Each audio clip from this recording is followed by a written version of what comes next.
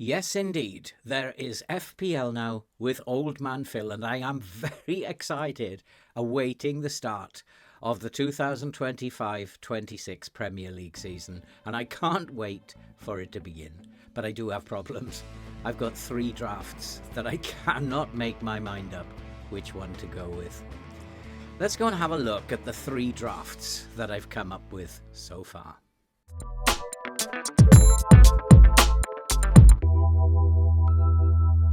Hello and welcome back to FM with Old Man Phil, or in this case, FPL with Old Man Phil. And I am going to be uploading FPL videos as I am very keen on doing extremely well this year.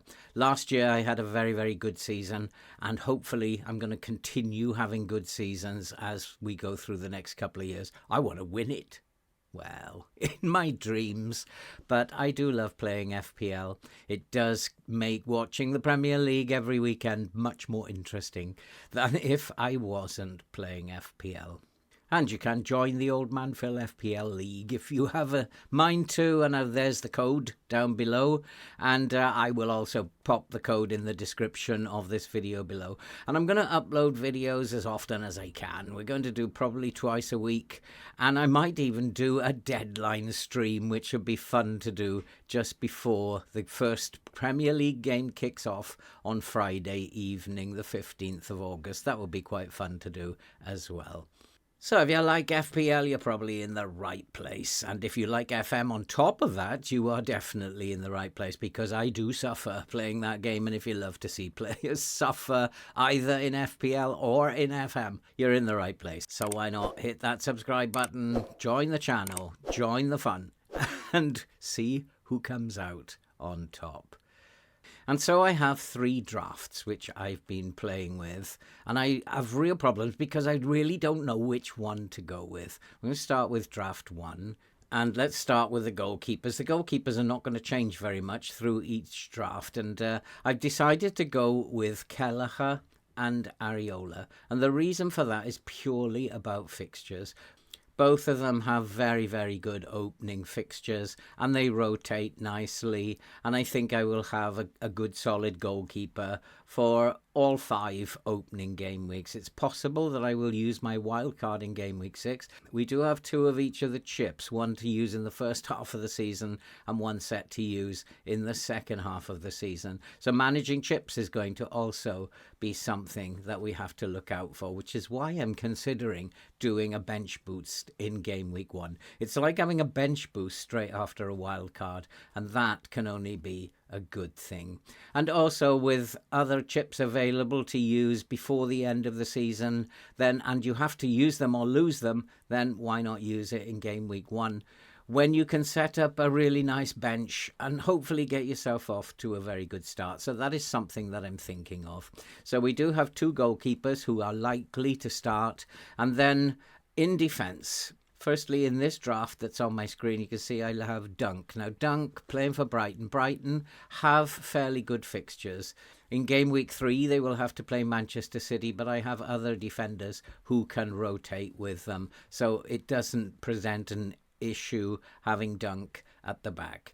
And then I have Colwill. I had to have a Chelsea defender because I just felt Chelsea look very strong at the beginning of the season. I think that their fixtures are going to be very favourable for them. Crystal Palace at home is probably the most difficult fixture that they have in the first opening 5 games. But I do suspect that there's a few clean sheets available to Chelsea, and I'm sure that defensively they're going to be better than they were last year, and they will pick up on those clean sheets. Colwill could also pick up the 2 defensive points. A defender has to have 10 blocks, interceptions, tackles, etc., and he will pick up an extra 2 points. So he could also be one of those who picks up extra points. Tarkowski, who was top of the tackling, interceptions, blocks, etc. last season, was a must for me. Everton also have very good fixtures in the first 5 fixtures. And then Murillo, who also could claim those 2 extra points on a regular basis. He was very near to the top of the table for last season for collecting tackles, blocks and interceptions, so I've included Murillo in this draft here. And then a rogue pick, simply based on the quality of the fixtures that Tottenham have. He does have goal-scoring potential, especially early in the season. He has surprised a few people in the past, but he is susceptible to injuries, so he's a fairly risky pick. But I do think that he will start the first game. Tottenham also in game week 2 have to play Manchester City, so he's unlikely to start. But again, my defence rotates pretty well to account for that. And then when I unveil the midfield, you can see 1-star commission, and that is Mo Salah. This is a draft where I have gone without Mo Salah. It is the one that I favour the most at the moment. Salah is going to be playing in a revamped Liverpool attack, and they're going to have a new striker. They're going to have Wirtz as well. And I'm wondering if Salah is going to be the goal-scoring machine that he was in the past. Are the goals going to be spread out a little bit? And is Salah possibly going to have to take a more creative role, possibly like Saka will at Arsenal? And so I've decided to leave out Mo Salah in this draft. And we have Rodgers, has a tough opening fixture, but they are at home. And I do believe the game between Villa and Newcastle will be a high-scoring affair. I expect Rodgers to be involved if goals do start going in. And then I have included Baleba. Baleba is there really to make up the numbers, but he's a defensive midfielder, does make a lot of defensive actions, and therefore could be one of those players who picks up these new defensive points on a regular basis. He's there just to fill up the numbers, although I do suspect he will be a regular starter and may even play in my first 11 at various points in the first 5 games.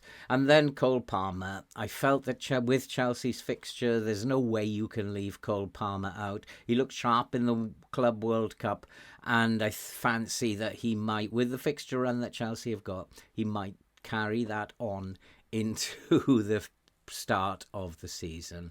And then Ndiaye of Everton, based simply on the fact that Everton have got good fixtures. He is a penalty taker, as is Palmer. And I just felt with Everton's fixtures at 6.5 million, playing as the number 10 there, I felt he represented good value for that. And as I was going to invest the money up top, I felt he was a good selection to come in at midfield. And then finally, Kudos, again, based on the fact that Tottenham's opening 5 fixtures are very, very good, apart from game week 2. I just felt that if he starts, and he is a worry in this draft, he could be replaced if I go with this draft by other players such as Salah before the season begins. But I think that he will start. They've brought him in for a reason, and I think he will start at least early on in the season. And then finally, coming to the forwards, we have Watkins, Haaland and Solanke. No big surprises here. Watkins, Mr. Reliable from last year. You know what you're going to expect with Watkins. He is going to get goals, he'll get assists, and he is going to rack up points as the season goes on.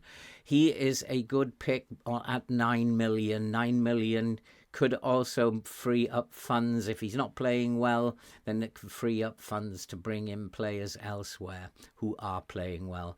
Haaland is in this draft, and the reason that I've gone for Haaland is that he's not picked as often as Salah, and I think only 20% or so of FPL managers have actually selected Haaland at the moment. And that seems very odd when you're talking about Haaland, that you are actually going against the meta formation that people will be putting together. Solanke, although he's not Mr. Reliable, he is capable of scoring goals. He is a decent player and can nick a goal or two. He's never going to be the superstar hat-trick getter like Haaland is, but he hopefully will pick up steady points, can assist as well. And so I think he probably will start in all 5 opening games, and so therefore is a good pick for me. A good, solid pick, although subject again to change before the season begins. So if we were to look at how that would line up as a team for game week 1, it doesn't really matter who is in the 11, because I will actually play this as a bench boost. And I would have Kelleher, Dunk, Murillo and Baleba on the bench for this draft. And I think it is a solid looking team. They all have very good fixtures. Rodgers and Watkins have the toughest fixture of all of them, but I do believe in those two. And whichever draft that I go through, they, I think, will be the ones I'll be thinking, how can I get them in? I think they are going to get good minutes, and I think they're going to be heavily involved in the goals that Aston Villa get this season. So they have the hardest of the fixtures, but I think Newcastle will be a high-scoring game anyway. So that would be my first draft.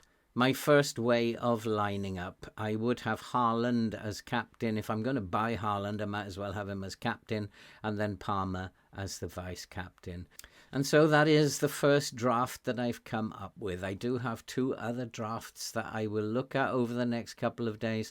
So let me know what you think of that first draft. What do you think are the problems? What do you like about it? And if you're not subscribed to FM with Old Man Phil, then hit that subscribe button. You know, do all that good stuff that you can see on the screen. And follow along, join in the fun, whether it's FM or FPL. We love football on this channel, and football is what it's all about. And so that's it for this video. I'll be back tomorrow with the second of the 3 drafts that I have come up with. And then on Wednesday, I will upload the 3rd draft.